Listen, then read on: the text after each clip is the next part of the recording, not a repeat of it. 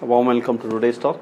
Today I'll be talking about heart sounds and murmurs. Okay, heart sounds, as you all know, you have S1, S2, S3, and S4.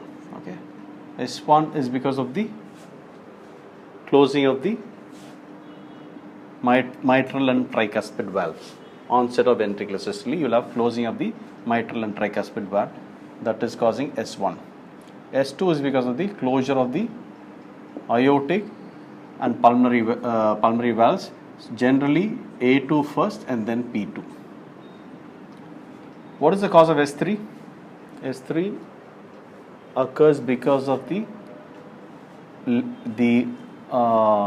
mitral and tricuspid valve opening and then the blood entering into the left ventricle. So any condition, if you have a dilatation of the left ventricle, the blood goes and falls to the third, and that will cause S3. So what are the conditions that can cause dilatation of the left ventricle? Aortic regurgitation and mitral regurgitation. That can cause S3, MR and AR. S4 is because of the atrial systole, atrial kick, which occurs just before ventricular systole. Okay, atrial kick. So and if you have a thick and non-compliant left ventricle, you can have an S4. Which condition will cause a thick and non-compliant left ventricular hypertrophy? A thick and non-compliant left ventricle is seen in aortic stenosis. That will cause S4. Okay, as an undergraduate, it is enough if you remember these abnormalities. Okay. What is important and interesting is murmurs. Okay, murmurs, we are always fascinated by murmurs, and we get happy if you identify them properly. Murmurs can be systolic, diastolic, or continuous. Systolic, anything between S1 and S2 is systolic. Between S2 and S1 is diastolic. This is systolic, this is diastolic. Okay. Systolic murmurs can be pansystolic, ejection systolic, mid or late systolic. Before going to these details, you will have to remember that basically all right-sided murmurs are better heard on inspiration, left-sided murmurs are better heard on expiration.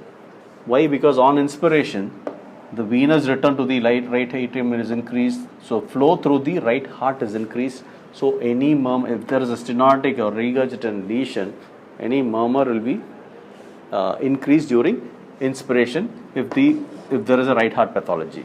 Vice versa, during expiration, the left heart murmurs will be increased.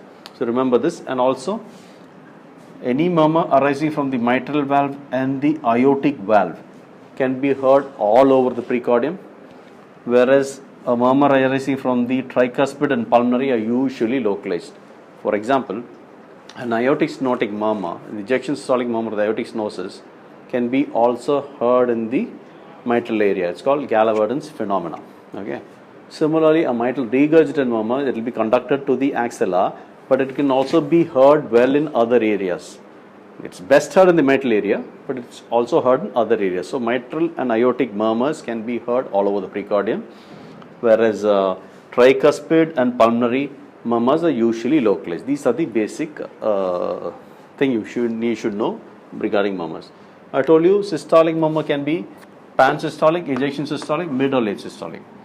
Cause of pansystolic murmur: MR, TR, VSD. Now, how to differentiate these three conditions, MR, TR, and VSD? See, mitral regurgitant murmur is best heard in the mitral area. It will be conducted to the axilla. Tricuspid regurgitation, being a right-sided murmur, one, it is localized. It's localized to the tricuspid area. Two, being a right-sided murmur, it should be better heard on inspiration. You have to demonstrate that the murmur is better heard on inspiration. Secondly, to make a clinical diagnosis of tricuspid regurgitation, you need to have a prominent V and a pulsatile liver. Pulsatile liver. Okay. Without a prominent V and a pulsatile liver, you cannot clinically make a diagnosis of tricuspid regurgitation. So TR, best heard in the tricuspid area, better heard on inspiration, prominent V, pulsatile liver. VSD, murmur is best heard in the left sternal border, usually associated with the thrill. Okay. Remember, in MR and TR, isolated MR and TR, the intensity of the first heart sound is soft. S1 is always be soft.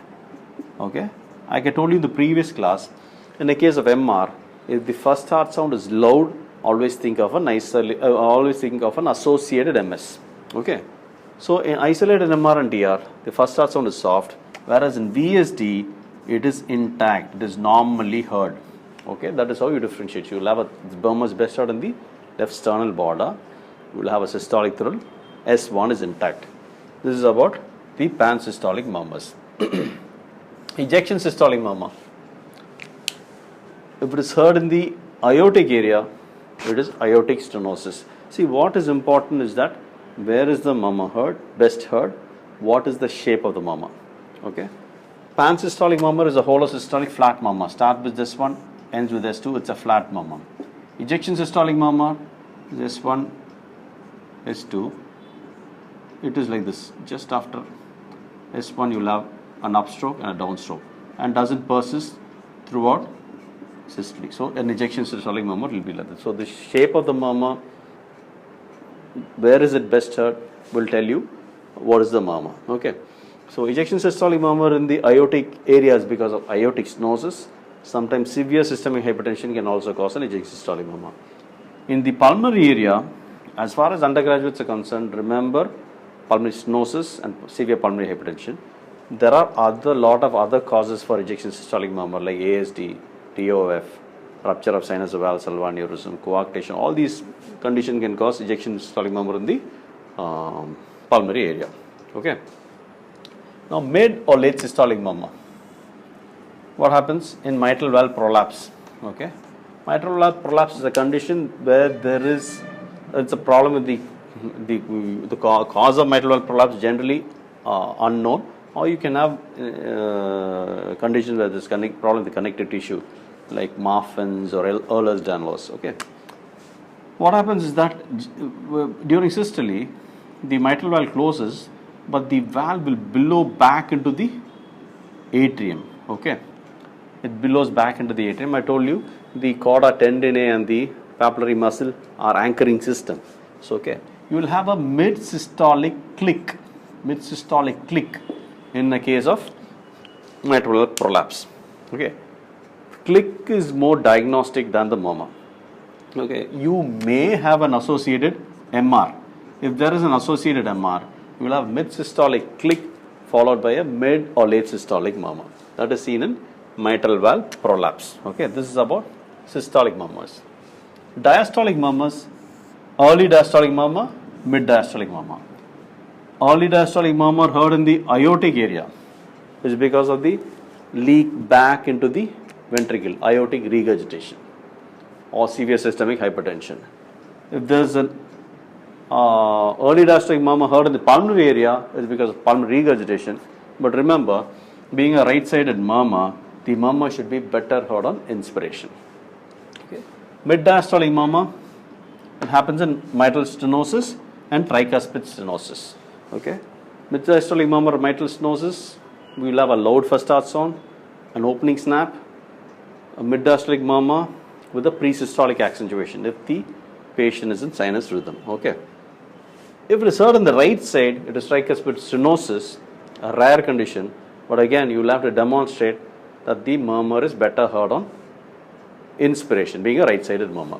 So, EDM because of, in the aortic areas because of AR, pulmonary areas because of PR, MDM, mitral areas because of MS, tricuspid area because of TS. Okay. Then you have continuous murmur. Continuous murmur is one murmur which starts with S1 and it goes beyond, it engulfs S2. Okay, it engulfs S2. Conditions are PDA, any AV malformation, any AV fistulas.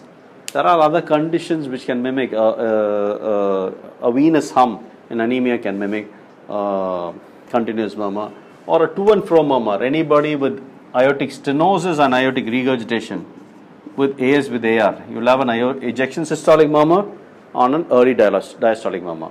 So that can mimic a continuous murmur. Okay. So one other thing I want to tell you is about reverse splitting. Reverse splitting. Okay. Normally you have S1 and then S2 is A2 and then P2. This is the normal. On inspiration, the P2 will go further down, so you will have a wider split during inspiration. What happens in aortic stenosis? If you have an aortic stenosis, the systole is prolonged because of the pressure overload. There's a stenotic aortic valve, so the systole is prolonged. So A2 may come to this side. Okay, you will have P2, A2 like that. So that is reverse splitting. How do you identify, how to clinically find out the patient having reverse splitting? See, I told you A2, P2. On inspiration, P2 will come here. Okay. Here an aortic stenosis, what you have? You will have P2 and then A2. Okay. P2, A2. But on inspiration, the P2 will still go this way. So you will have a narrow split on inspiration. Okay. So that is reverse splitting. Okay. This pretty much sums up heart sounds and murmur. I hope you found this class useful. Thank you.